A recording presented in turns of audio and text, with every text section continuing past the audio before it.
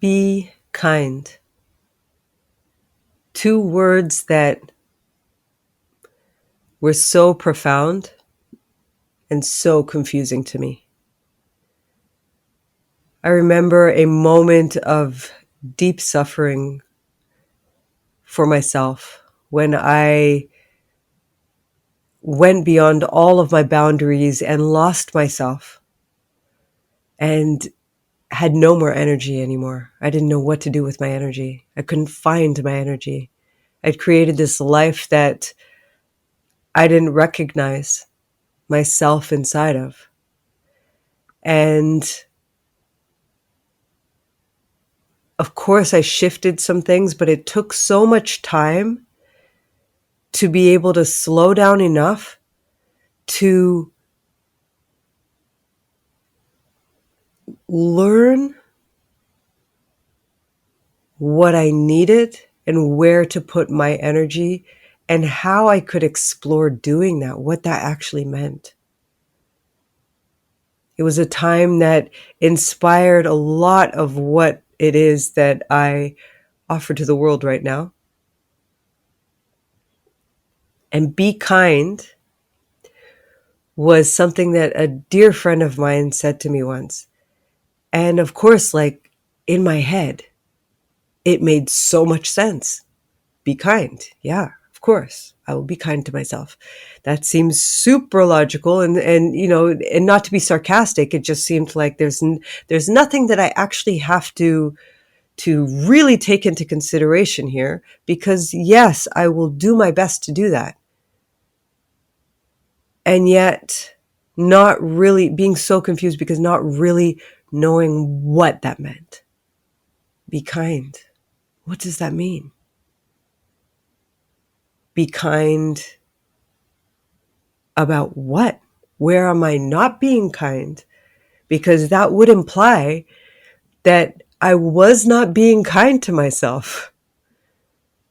And then in which way? I already knew that I had built a life that I didn't recognize myself in. And so I was trying to unlock myself from that. And that was a great kindness to myself. And then I was on this healing journey, which is being kind to myself, I thought. And so in all of the steps of making clear choices in my life, what did it actually mean? And it's only in retrospect.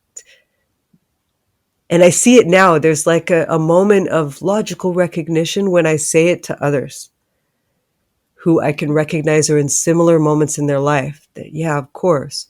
Or I don't know how to be kind to myself is another option. But I thought I knew how to be kind to myself. That was where I was in that moment. And there are others who really have no clue. Like, what does it mean to be kind to myself in this moment now? Like I'm trying to get out of this moment, and that is the kindness. So there are 5 ways or 5 aspects that I've kind of broken down to be able to feel into what I see was the kindness that I needed and that I learned over time to give myself in order to, facilitate my own journey, my own healing. Because the healing didn't come without the kindness. So the first one is to accept that parts of you aren't feeling it, that you're just not feeling, your energy, you're just not feeling the work that you've done, the impact that that you feel that you should, all of the expectations, accepting that I wasn't, I changed my life, I switched my jobs, I released myself from an unhealthy relationship, I had done all of these things and I wasn't feeling it. I was feeling worse. Maybe not immediately, but I got to a moment of feeling worse.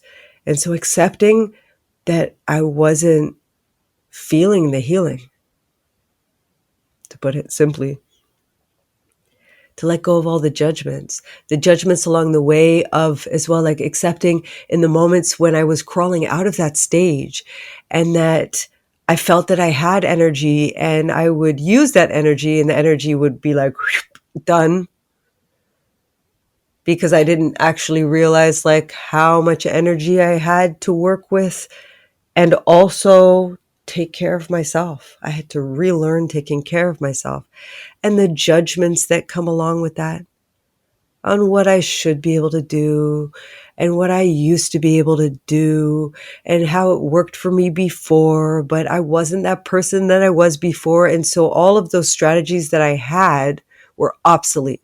They were off the table. I couldn't go there. I couldn't use them. They were gone.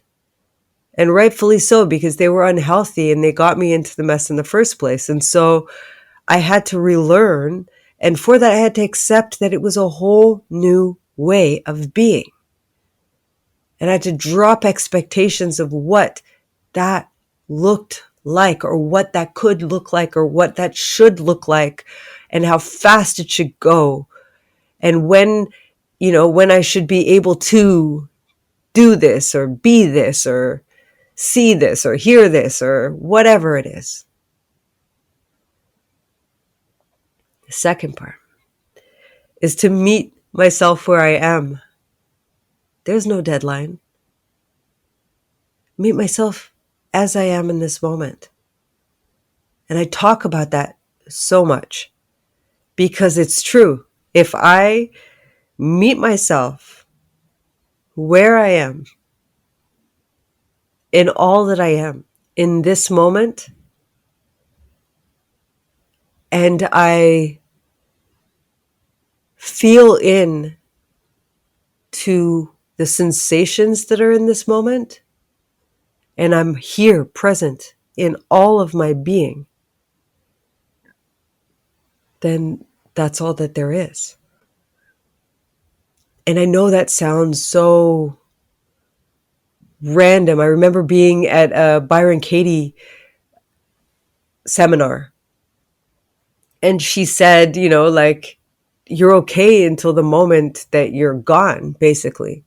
And so if someone had walked in to a space and, from the seconds that would run down to us completely being obliterated, then you're okay, you're okay, you're okay, you're okay, you're okay, you're okay. And then you're not there anymore. So you're not, there is no more, or that's a whole different story, but in whatever you believe. But for this lifetime, that's it. And so you're okay if you're in the present moment, that you accept your present moment every step of the way, that you're alive, that you're breathing, you're able to talk or move or whatever it is, that you stay in your moment. And I remember thinking I know she's trying to make a point. How are you able, through all of that fear, let's say, that countdown of, ultimate trigger of survival, how would you be okay through all of that and present for all of that without getting flung into ultimate triggers and the fight or flight mode? And without going to that extreme kind of story as she did, to break down the moment and bring yourself into the here and now. And it doesn't mean to deny all of the emotion, to be with that emotion too, but that's part of it. And you're still okay because you are here and you have that emotion. The emotion is not you. The story is not you. The ... whatever it is not you. And so meet yourself where you're at. Drop the deadlines. Be here. Number 3, healing is here. That it's connected. Healing is here in this space. It's not in the future and it's not in the past. It's here. And so if you meet yourself where you are and you are fully present in the moment, then the healing is right. It's right here. It's happening.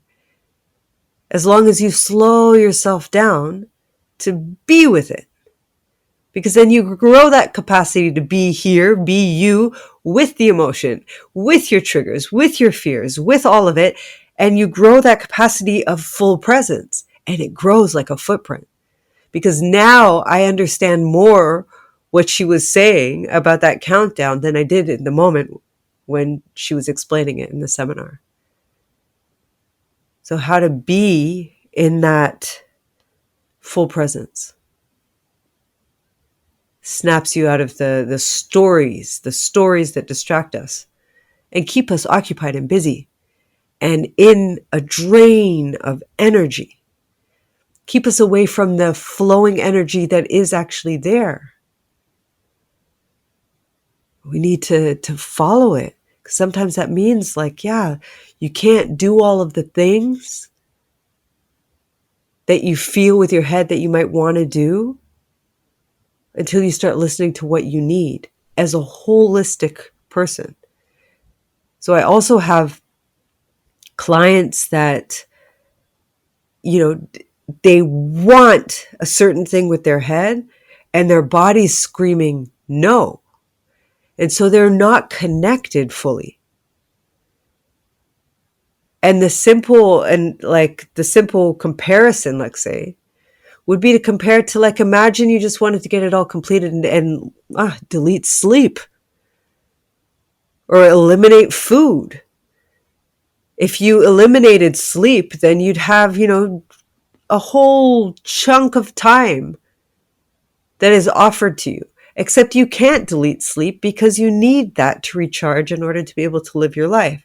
Just as you need self-care and that connection with body and listening to what your body needs as a full approach and interconnected with what your mind is saying that it wants. Because if your mind is saying one thing and you are facing challenges with the body, there's something inside of you that is in resistance. Perhaps you're running away from something. I don't know, but there's a disconnect. And so bringing that connection back only comes when you are here in the moment, and the healing is here in the present moment. And so to find the kindness when you are, let's say, moving away from that. So to be kind and go okay, I'm doing it again, because then you can start in that kindness. It gives a window of beautiful opportunity to be able to observe yourself in a kind, loving way. Observe yourself instead of judging yourself. Observe yourself and start checking out okay, this is what I do. I start jumping into the head, into the future, or into the past, or into this or that, or I fill my agenda. I do this, I do that, I engage, I start talking on the phone with everyone, I start meeting people, I can't sit still. All of the things that I do to avoid being here now with me. I'm just feeling that. And with that kindness, you can start observing what you do. And therefore, opening for change. 4, you don't have to stay on top of healing as if it were a chore. It is not, we can approach it in a very masculine energy way where we've got a schedule and we've got it all planned out. And, you're going to do this on Tuesday evenings, and you're going to do that, on a monthly basis, and do this on your Saturday mornings, and your morning ritual before going to work, and your bedtime ritual, and all the things that you do in order to Like all the things that you do to heal. It's not a chore. And so it is cyclical and fluid. Because just like creativity, you can show up for healing. You can open yourself to bring that kindness in, to start observing, but it's not something that you're going to plan in between 5 and 6 in the evening on weekdays. You're going to try and bring that into your awareness in subtle ways, in subtle moments in between, until you stop noticing that you're doing it, until it becomes so habitual. You're going to practice it in the subtle in-between moments, a minute here, a minute there, in the shower, when you're washing dishes, when you notice you start getting triggered. You're going to bring more sensations into it and spread it out instead of having it become a chore.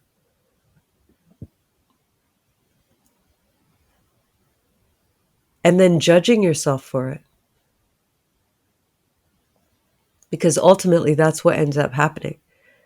That you judge yourself for not having done the chore of healing, or the action point of healing. Healing is cyclical. There's also some time in your life that you need to integrate and to step off the healing bandwagon and all the charge of I'm going to be healed energy, and to step off and to allow space for integration and to live your life and to notice what has shifted. What have you observed? What have you noticed? Where do you start veering off? Going against yourself because you have learned something along the way. To trust yourself with what you have put your energy into, and to trust that if you observe that you start veering away or going into old patterns, veering away from yourself, that you'll start recognizing that you have little check-ins and whatever tools it is that you have learned to come and check in and recognize, okay, maybe I could do this, maybe I could do that. Integrate this a little bit more in my life, but to also bring it in a safe, soft way and not as a regiment or something that you're going to ultimately want to avoid. I truly believe that, because so much is about us creating these habits of healing. And healing for me is something like creativity. That energy of creativity comes in the spaces in between. So when we're actively practicing, and we can show up for creativity, we can allow time for creativity, we can practice our skills, whatever they are, and give opportunity for creativity to flow through. But then it is not something that flows just because you want it to flow. And 5, follow the joy. Whatever feels best in the moment, start doing it. And that means that when you are in your lowest point, to honor what it is that you need in that moment. To honor what it is that resonates in a profound way for you. To find, and maybe it doesn't look or feel like joy in the moment, but what could bring you a little more into your body, a little more out of your head, even if it isn't a date, like just sitting on your balcony and feeling the sun on your face, or a breeze in your hair, or taking a shower. or a bath. And then going back and just being nestled in your coziest wear, or whatever that looks like in any other spectrum of emotion or state of being. So we have these, this journey of up and down on our healing path. And so on the lows and in the highs of that, to attune yourself more into what can bring you even the smallest amount of joy. If it were this scale, this long gradient, it doesn't have to be ecstatic joy, but what could soothe you in the most subtle and delicate of ways, not forcing. And not that it has to transform you into, laughter. It may, but to really listen deeply and to try to continue to explore, to be kind when it doesn't work. Like, I'm going to get up and I'm going to sit outside and I'm going to feel the sun on my face, and no, that's not it. But you tried, and now you know. And actually, that made me feel worse. And so listen a little deeper. And maybe you just needed to go and lay down a little bit longer, or something else. But to navigate from that deep listening, be kind when perhaps you make the wrong choice for yourself, but you tried.